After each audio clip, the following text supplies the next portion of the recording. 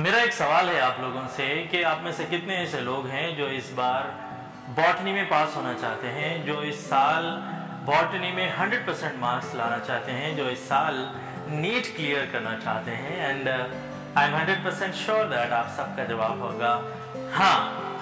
तो क्या फ़र्क होता है एक सिलेक्टेड और एक नॉन सिलेक्टेड स्टूडेंट के बीच में?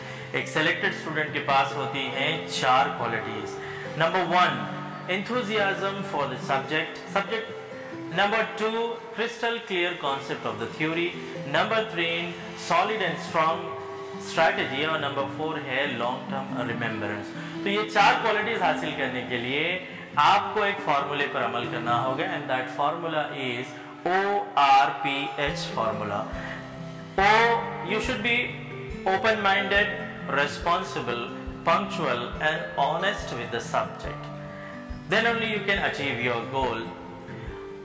मैं आपको लेके चलूंगा सब्जेक्ट की एक जर्नी पर, जहां हम मुख्तलिफ ट्रिक्स और मुख्तलिफ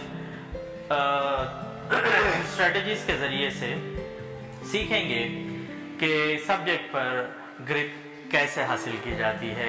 मैं शाहिद अली हसरत, a government teacher, MSc botany, MSc psychology, MA, B.Ed in Special Education, work for SCERT, a counselor and co-founder of Nanhi Gilehri Foundation and a biology faculty for more than 12 years.